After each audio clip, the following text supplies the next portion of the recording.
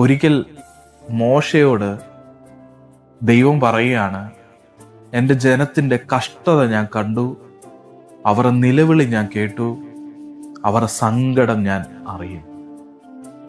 അവരെ വിടുവിക്കേണ്ടതിന് ഞാനിപ്പോൾ ഇറങ്ങി വന്നിരിക്കുകയാണ്. യെശയ്യാപ്രവാചകന്റെ പുസ്തകത്തിൽ ഒരു വചനം ഇങ്ങനെയുണ്ട്: അനന്തരം ആരെ നമ്മൾ അയക്കേണ്ടു, ആർ നമുക്ക് വേണ്ടി. പ്രവാചകൻ ഇങ്ങനെയാണ് പറഞ്ഞത്: അടിയനിതാ, അടിയനെ അയക്കണം. മോശയോട് ദൈവം ഇത്രയൊക്കെ കാര്യം പറഞ്ഞു. മിസ്രയീമിന്റെ അടിമത്തത്തിൽ നിന്ന് ഇസ്രായേൽ മക്കളെ, തൻ്റെ ജനത്തെ വിടുവിക്കേണ്ടതിന് ആരെ ഞാൻ അയക്കേണ്ടു, ആർ എനിക്ക് വേണ്ടി പോകുമെന്ന് പറഞ്ഞിട്ട് ദൈവം മോശയെ തെരഞ്ഞെടുക്കുകയാണ്. മോശ ഒത്തിരി ഒഴിവഴികൾ ദൈവത്തോട് പറഞ്ഞു. ഞാനൊരു വിക്കനാണ്, എനിക്ക് സംസാരിപ്പാൻ അറിയില്ല, എനിക്ക് കഴിവില്ല. ദൈവം മോശയോട് പറയാണ്, ഞാൻ നിന്നോട് കൂടെ ഇരിക്കും. എനിക്ക് നിന്റെ കഴിവ് വേണ്ട, എനിക്ക് നിന്റെ സംസാരത്തിൻ്റെ ആ വാക്ചാതുര്യം വേണ്ട, പക്ഷെ എനിക്ക് വേണം, എനിക്ക് നിന്റെ അവൈലബിലിറ്റി വേണം, എനിക്ക് നിന്റെ അനുസരണം വേണം. ഇന്ന് പകൽക്കാലം എന്നെ കേൾക്കുന്ന എൻ്റെ പ്രിയ സഹോദരങ്ങളെ, ഇരുളിൻ്റെ അവസ്ഥയിലിരിക്കുന്ന ദൈവജനത്തെ വിടുവിക്കേണ്ടതിന്, ബലഹീനരായിരിക്കുന്നവരെ അടിമത്തത്തിൽ നിന്ന് വിടുവിക്കേണ്ടതിന്, നിത്യമായ ആ തേജസ്സിലേക്ക് അവരെ നടത്തേണ്ടതിന് ദൈവം എന്നെ നിങ്ങളെ വിളിക്കുമ്പോൾ നമുക്ക് പറയാൻ കഴിയുമോ, അടിയനിതാ, അടിയനെ അയക്കണമേ എന്ന്?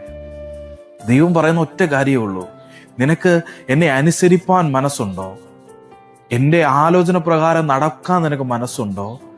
നിന്റെ കഴിവുകേടിനെ, നിന്റെ ബലഹീനതയെ ഞാൻ ബലപ്പെടുത്തും.